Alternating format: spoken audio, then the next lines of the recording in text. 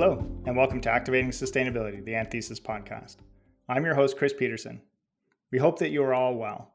We're recording this in mid-March with the Ukraine conflict in full force, so our thoughts are with those facing unimaginable circumstances in the region and globally. Interestingly, our topic for today, water, in recognition of World Water Day on March 22nd, often sits at the very core of conflicts and geopolitical posturing, while also flowing through our lives and organizations almost completely ignored and certainly underappreciated. To help elevate our awareness and understanding of this key resource, I'm really pleased to be joined by a number of Anthesis experts, including Chris Morris, community manager based in the UK, Therese Karkowski, our water practice lead, and Dave Jaeckel, senior water consultant. Thank you all so much for joining the podcast. Thanks, Chris. Good to be here. Thanks. Hi, Chris. Hi, everyone. Yeah, great to be here and chat with you about this today. Wonderful. Maybe to kick us off, water is one of those things that we all see, but often don't think very much about. So curious, maybe to jump in, what are the key risks and issues that you see around water? And then we can start to unpack some other elements.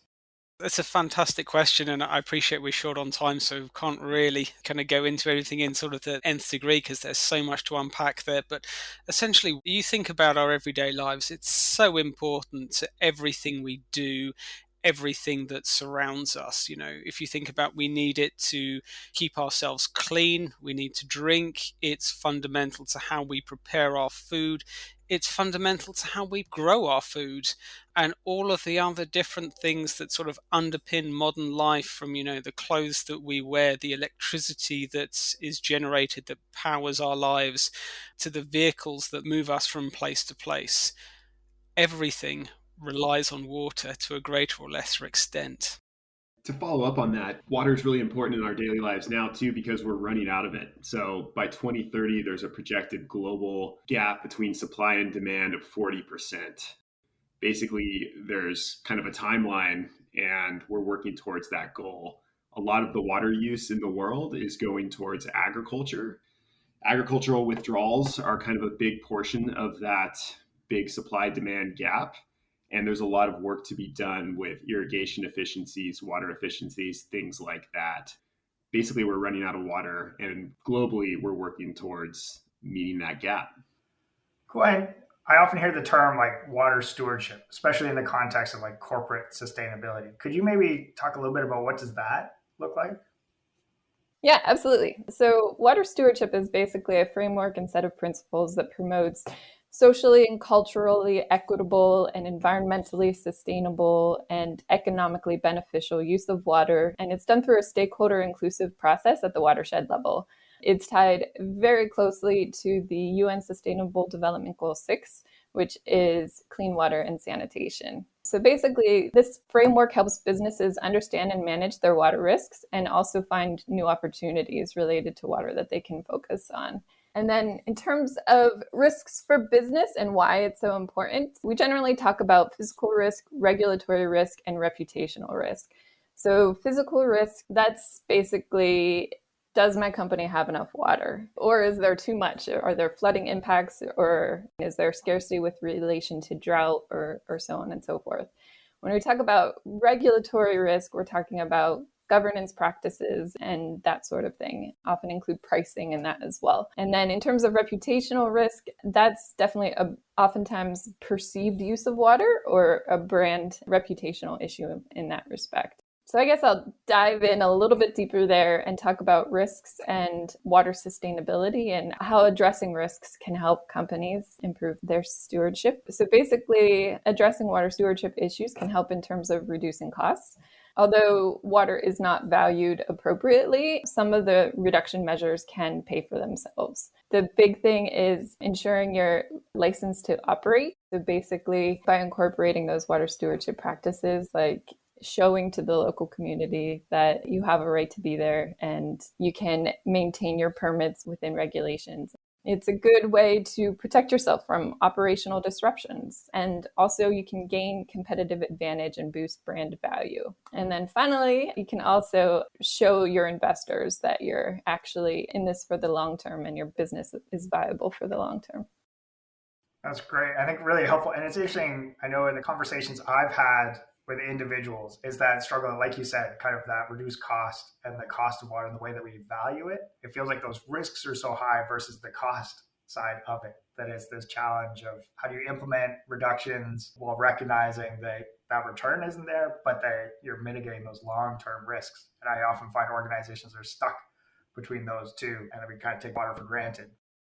Yeah, if I can just jump in there, I think something that's just really important to sort of highlight is that historically, when these businesses have thought about the cost of water, it has been very much that financial cost, like how much does it cost me to use X number of liters or gallons? And that's sort of been very much in sort of the mind of, finance and operations teams. But increasingly, as we get into a world where the water resources that we have are getting more and more scarce and the quality of the water that we do have is declining, is that you can't just think about it in that kind of very narrow way. You kind of have to think about it in terms of, okay, what is the cost to my business if I don't have enough water, or that the water I have is of insufficient quality, or that the water that we've used and we're discharging back into the environment is polluted, and what are the consequences, not only for the other water users in, our catchment or watershed, but to Therese's point earlier, thinking about those reputational regulatory risks as well that you could potentially fall foul of. So can't just think about it as the cost of my license to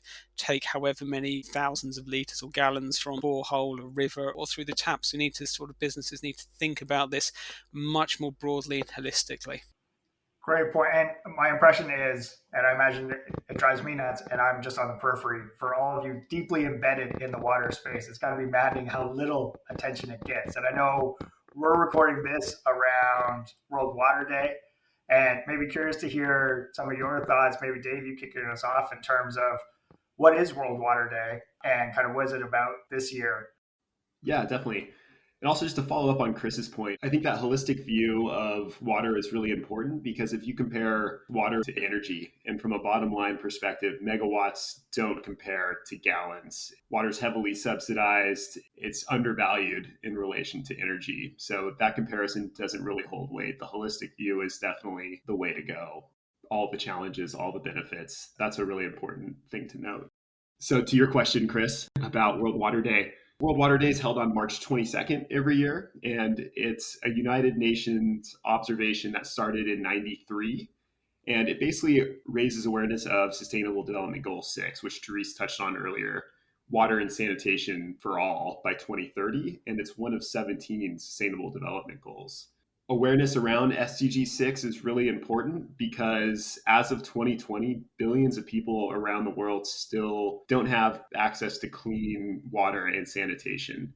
And these are basic human rights. We have technology, we have all these things in the world, but we still don't have access to basic human rights, which is an important thing to note on World Water Day.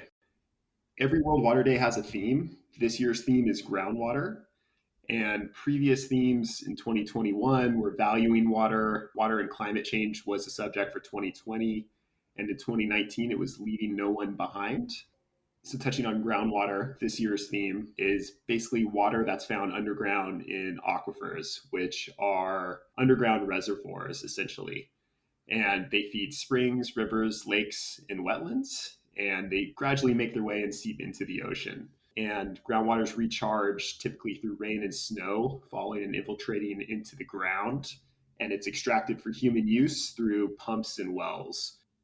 It's important because a lot of people throughout the world rely on groundwater as their single source of water, primarily in arid areas. So arid areas won't have access to surface water supplies like rivers, lakes, and reservoirs, and they'll just pump directly from the ground. So there'll be a gap between supply and then a reservoir that they directly withdraw from. And it also feeds really sensitive aquatic ecosystems like wetlands and lakes, and provides habitat for a variety of species. It's a really critical portion of the water we use for irrigation, and just a lot of farmers and agriculture relies exclusively on groundwater. Yeah, and just to build on that a little bit, if I may, that within groundwater, there are two different subsets or two different types. You have renewable groundwater, so this is what gets replenished over time from snow melt and rainfall. And then you have non-renewable groundwater sources, which sometimes you'll hear them referred to as fossil aquifers. These are groundwater resources that they have either built up over a hugely long period of time, sort of talking tens, if not hundreds of thousands of years, or they are relics from when the environment was different. There may have been wetlands. So a great example of fossil aquifer is what you find underneath a desert in Australia. It doesn't rain enough there for that to get recharged. That is a relic of past climate in Australia, and a huge amount of water has been locked up there. And I think it's important to sort of think about in places such as the Middle East, like Saudi Arabia, a lot of their water comes from these non-renewable sources. And once it's gone, it's gone. There is no getting it back, not in the span of kind of human civilization anyway. So it's not just a case of we're using them faster than they're being replenished. In some cases, we're using them and then there will be nothing.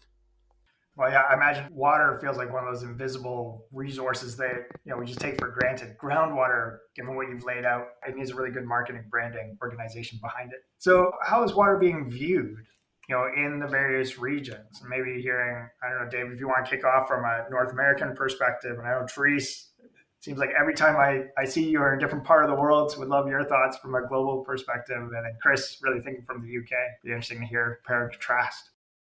Yeah, sure. So at a high level, water in the US, we typically view two main issues. There's water supply and there's basically water scarcity issues in the Western US. So that's California, that's Arizona, Nevada, a lot of these Western states. And then on the East, we have water quality issues. So that's basically the Eastern seaboard in the middle of the US. A lot of that is from eutrophication from agriculture and other issues like that. I think it's worth looking at maybe two main watersheds in the US. So Colorado River, which supplies huge amount of water, about 40 million people across the West. And basically that whole watershed is completely over allocated. So they have more water that's promised to users than is currently provided by the river. Historically, they've been able to meet demand, but the last 22-year period has been the driest in recorded history in the Colorado River Basin. So climate change impacts are really exacerbating water stress. And the two main reservoirs in the Colorado River system, Lake Powell and Lake Mead, have dropped to levels where, for the first time in history, basically allocations for certain downstream users like Arizona, Nevada, they're taking significant water cuts. So, good example of water scarcity in the West. In the East, you have the Mississippi watershed, or the Midwest. And that's one of the largest watersheds in the world. It's one of the hubs of agribusiness production throughout the US and supplies a lot of the world as well. But because there's a lot of farming, there's basically eutrophication and a lot of nutrients that are applied to various crops. And when you apply nitrogen and phosphorus too much to a given piece of farmland, it gradually seeps into local rivers. So the Mississippi is heavily polluted, and the water quality issue is basically threatening the water supply of a lot of municipalities that rely on that water. There's also downstream flooding issues as well, historically, from basically over-engineering and cities that have been grouped together in areas where there's been flooding in the past. And Chris, is that similar to the UK or? Yeah, in many respects it is. We're battling with or facing the same challenges and situations, not on the same sort of scale. The UK is a very small place, but to try and make this, I suppose, a little bit more relevant, sort of provide a European perspective on this. And where Dave has sort of outlined that east-west split in terms of what the main challenges are, in Europe, we historically used to have very much more of a north-south split. So in the north, where there was a lot more industry, water quality issues were the main concern. And then in the south, especially around the Mediterranean basin, it was around water scarcity and water stress. But water didn't really feature too much in sort of the minds of governments, probably until the start of the 21st century. And, that has basically been as a result of sort of water scarcity and water stress issues now affecting a lot more of what is sort of termed Central and Western Europe. I mean, to think that 20% of the land mass in any given year is affected by water stress issues, and that's 30% of the European population is equally sort of affected.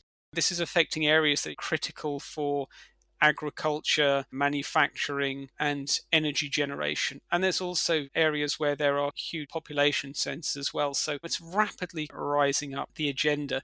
And it's a very similar story sort of around the world that, a lot of these increases, certainly in water stress and some of the quality issues, are essentially driven by supply and demand imbalance. What we're seeing in Europe is that the supply is going down, and this is being exacerbated by a changing climate. And whilst demand is falling, it's not falling fast enough to offset the decline in supply. And when there are sort of, years when there is above average rainfall or kind of snow melt, it's taking a long time for that water to find its way through the ground and to replenish these groundwater resources, which a lot of Europe sort of depends upon, because it is certainly in Europe the go-to source for municipal water, especially for drinking water. And agriculture is a big user of water in Europe. And if we sort of think about some of the key agricultural areas, you get the greatest pressure on water resources usually when they have the lowest level of availability. So if you think in the summer, when it's hot and it's dry, and especially if there's a drought, that farmers are going to be looking for increased amounts of water for irrigation to sustain their crops. And if it's been hot and dry and hasn't rained in a while, the river levels and the lakes are going to be low. So people are going to groundwater. So that resource is what really, really kind of gets tapped into in times when other water resources, there's less availability. So they're kind of getting hit by a double whammy in terms of, these resources are coming under increasing pressure at the times when they have their least availability. We're quite lucky in Europe that we have something called sort of the Water Framework Directive, which is basically all about achieving sustainable water use and maintaining sort of the quality of aquatic ecosystems. You look at it, it's not perfect, but it's a really, really good piece of legislation. However, the implementation of this has been mixed across the various different countries in Europe, and the progress with implementing it has been sort of a little bit slow. Now, whilst there has been some decoupling, as I'd sort of illustrated earlier, between economic growth and water consumption, that link is not yet fully broken. So although we're starting to sort of see the right things and are happening, there's still an awful long way to go until we kind of achieve this sustainable water use. I was just going to jump in and then talk a little bit more from a global perspective. So basically, water quantity is an issue in most places. So there's parts of Europe, parts of Middle East, Asia, Africa, Australia, all have water quantity issues. But what I think is also really interesting to dissect is the difference between developed and developing countries, and how in developing countries, water pollution is often a bigger concern because they don't have regulations in place that dictate, your water discharge concentrations and so on. Other issues with respect to developing countries is often corruption issues. With corrupt governments, then there's the governance framework in place that is needed to properly manage water resources. And then finally, there's also the issue of transboundary water issues. And so if you're relying on upstream water, particularly if it's an upstream source that's located in a different country, then there can often be conflicts over that as well. Yeah, we've seen a lot of that certainly in places like the Himalayas, where there are disputes between users upstream and downstream. A great example of that is in Africa and the dams that Ethiopia is building along the Nile, and the unhappiness, shall we say, that Egypt has with this, because it's a huge agricultural producing country, and it's seeing its potential for the flows that it receives down the Nile being greatly impacted by this, let alone the cities they've built on the Nile Delta potentially falling into the Mediterranean, because there's not going to be that same sediment flow to maintain the deltas. I mean, there are countless examples, but it's worth flagging a few of those. Yeah, that can only end well. I think that I always try to think about like the positive aspects within these podcasts, but feels like we always, once we dig into it, it's like, oh, these are pretty monumental challenges to take on. So maybe pivoting a little bit to like, how should organizations be thinking about how do they pull themselves and their value chains out of that kind of spiral that we're in? And maybe, Therese, do you want to kick us off with that? Yeah, I'll jump in with that. So basically, the typical corporate water stewardship journey that we see with our clients is a cycle of 4 phases that are repeated for continuous improvement. So the first one is water footprinting and accounting. So that is basically how much water is my company using, how much water is my supply chain using, and also, all the way through downstream use and end of life. So what's your water quantity and water quality footprint in a sense? So then after doing that, then we do water risk assessments. So where am I exposed to water risk? Because if you don't tie that water consumption to that risk, then it's pretty meaningless, because water withdrawn in a very abundant water resource area has completely different risks than water withdrawn in an area that has very little water. So mapping those water risks at both a basin level, and we also recommend doing it at a local or operational level as well, and really, really diving in. And then the next phase would be around target setting. And so creating meaningful context-based water targets to reduce risks, improve business value, contribute to sustainable development goals, and so on. The big piece there is we strongly recommend the context-based approach. So considering the characteristics of the watershed that you're in when setting those targets. And then finally, the fourth phase is implementation. So how do you achieve your goals? What do you need to do? What type of water restoration projects can you work on to add water to the water cycle in order to achieve those targets? Great. That really helps in terms of like the how. And then maybe, Chris, do you want to talk a little bit about the why, if it's not abundantly clear yet in terms of this conversation? What are some of the like core pieces of the business case that you all are conveying to people? Yeah, water stewardship, it's about helping businesses sort of think beyond their bottom line and their operations. It's sort of thinking about how do they want to be seen by their peers and the communities in which they operate and their value chain operates.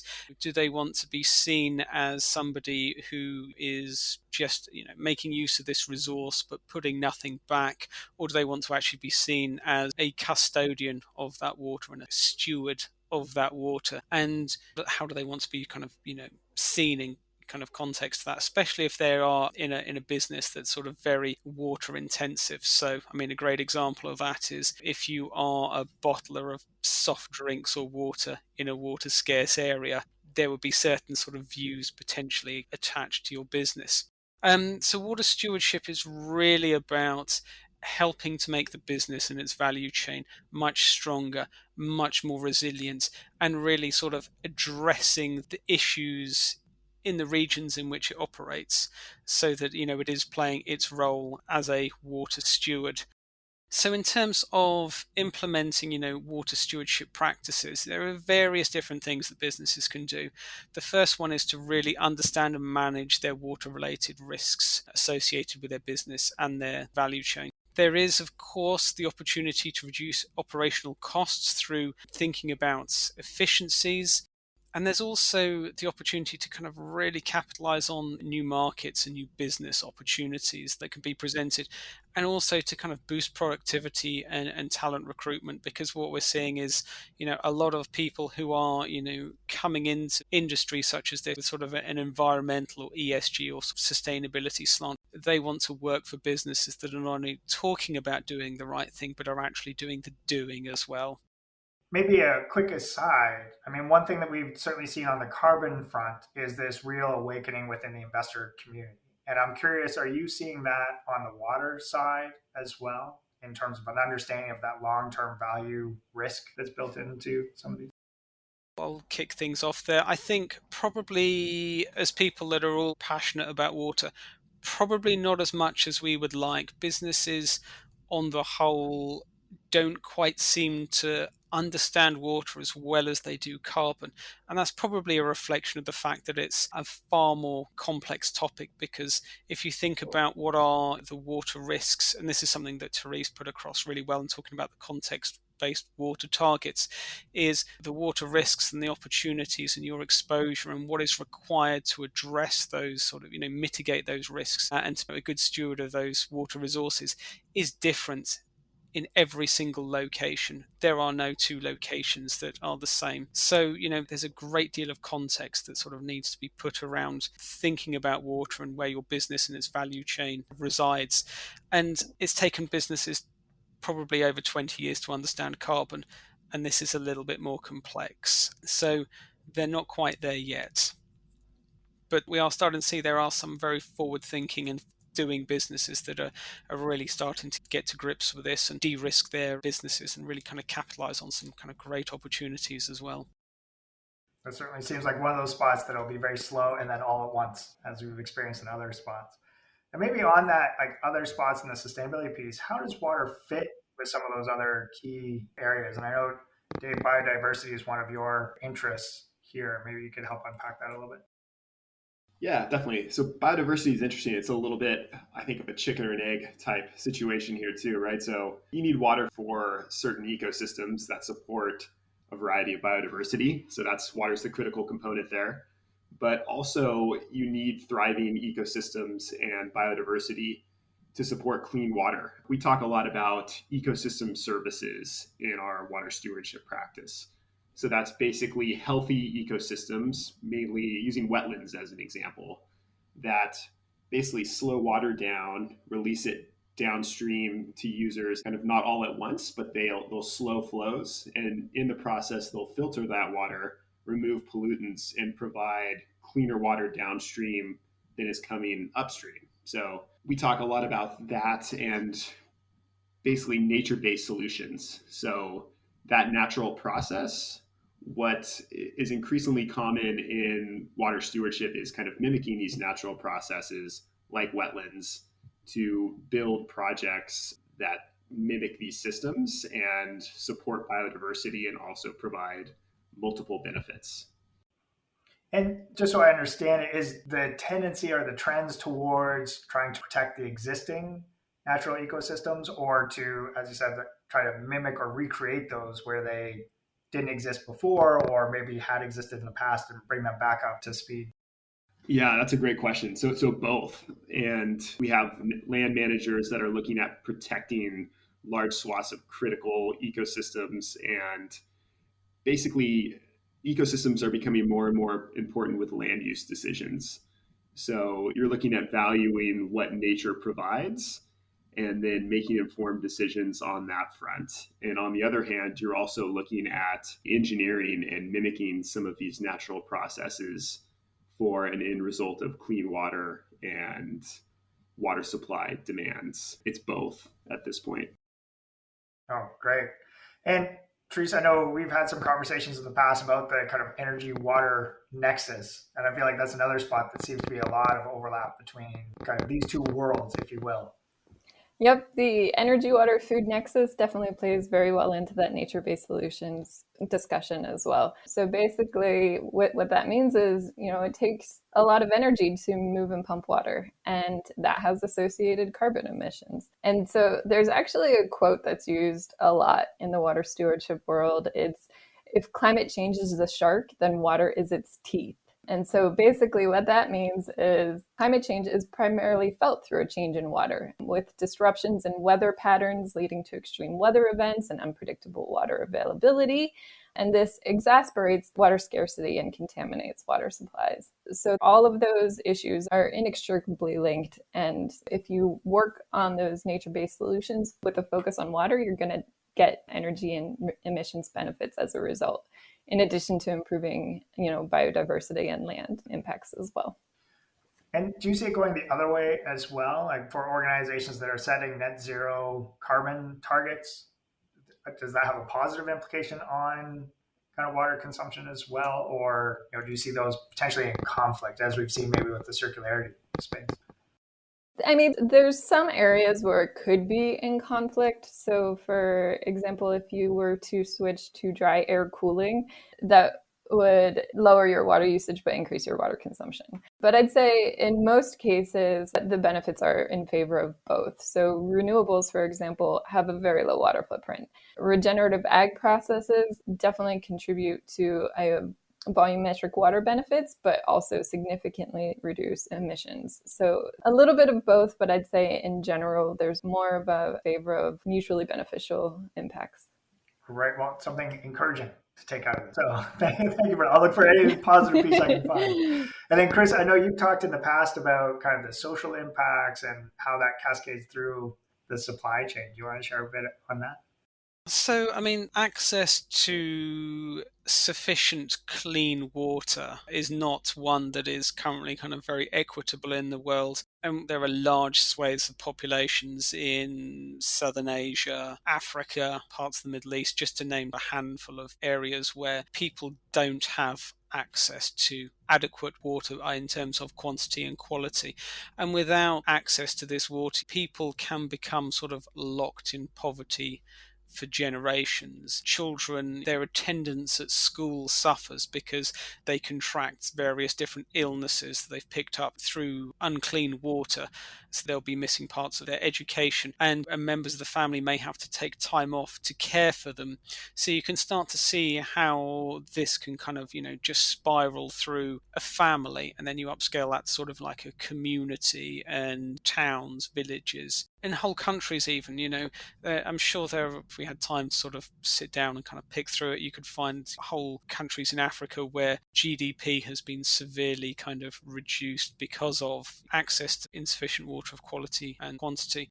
But come back, I suppose, to a bit more the social side and put some of what I've said into context, that, people sometimes have to travel miles each day to be able to access water. And it's been estimated that families in various parts of the world spend an estimated in total 200 million hours a day carrying water from its source back to their homes for use. And you think about how that time could be put to more productive purposes if there was better access to water. So on the face of it, it might not seem like there was this link between social consequences, but it's there and it's sort of clear for all to see. And I suppose on sort of the other side, and this talks to a little bit more about what we talked about earlier in the podcast, and this reputational risk.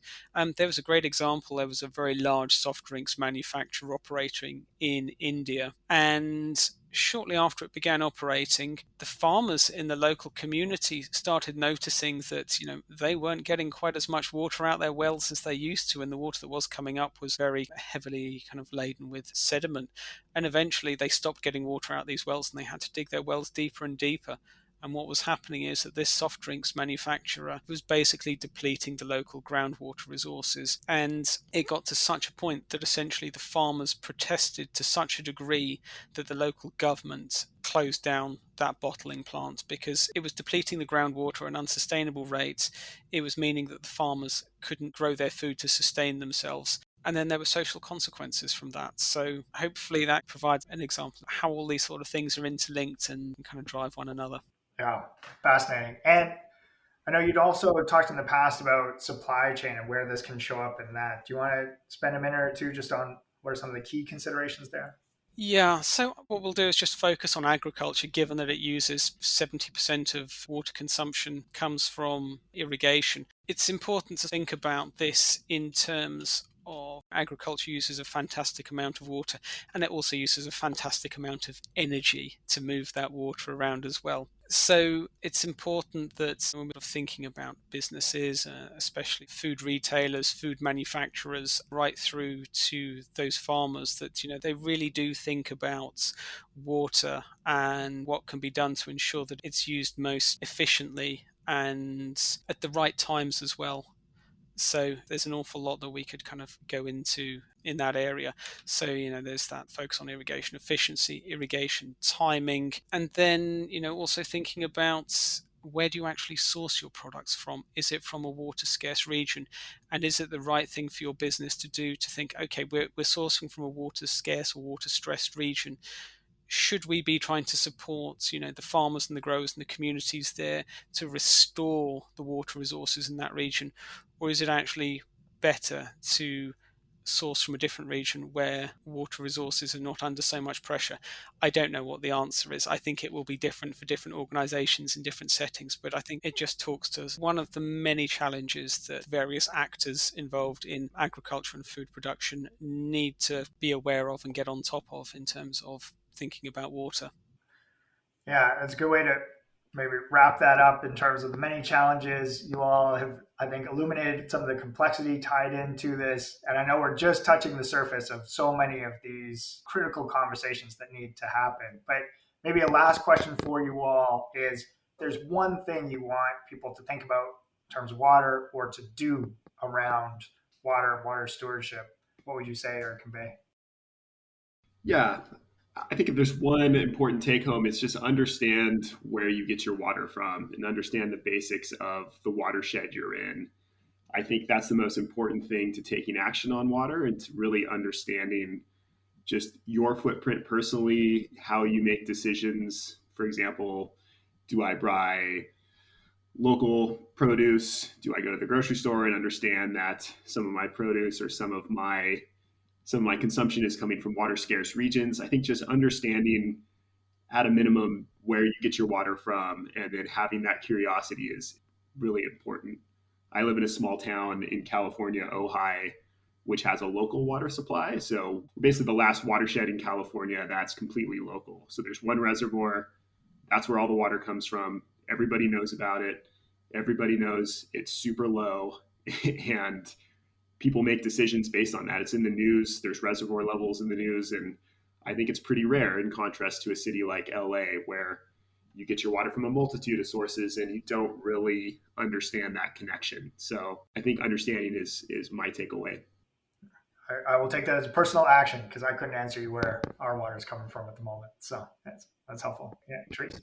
So I would say engaging stakeholders and taking action at a local level. So over the past decade or so, I think the focus has been on water footprinting and accounting and risk assessment and reporting, which is great. It helped develop a very much needed education on how to approach these often tricky issues. But now I think that the focus really needs to start to shift towards action and implementation of some of these water restoration programs at a local level. And I think the big thing that has shifted within the last 2 years is that more and more companies are focused on water these days, especially because of the success of the science-based targets for emissions. That's the success that we've seen there has really generated additional interest in water stewardship and seeing how that same approach could be applied to water. Great. And then final thoughts from you, Chris? Yeah, I think what I would sort of try and leave our listeners with sort of thinking about, either in terms of their own lives or, their businesses, is just think about, it's not a one-way street with water. You need to think about how the water situation where you are affects you and your business, and how that may change over time, but also how you and your business also have an influence and an effect on the water resources in your region. And think about how does that tie in with the other water users in your catchment or watershed. So it's a two-way street, so you need to think about it from both perspectives. You may have listened to this and thought water isn't a particularly high priority for me or my business. Try running your business for a day or two without it and see what happens, and then get back to us and let us know how it went. That sounds pretty ominous, but I think very motivating. So thank you. I appreciate it. Thank you all so much for joining and sharing your thoughts on this. So many additional conversations to have, but really appreciate this overview and hope you enjoy World Water Day. Brilliant. Thanks, everyone. Thank you. And thank you all for listening. For more information on water stewardship, and World Water Day, we'll provide links to the topic page on the anthesisgroup.com and the World Water Day webpage. We can all be reached at first.lastname@anthesisgroup.com and would love for your thoughts and feedback. Again, our thoughts are with all of you in the world, and we certainly hope for peace. Stay safe and take care.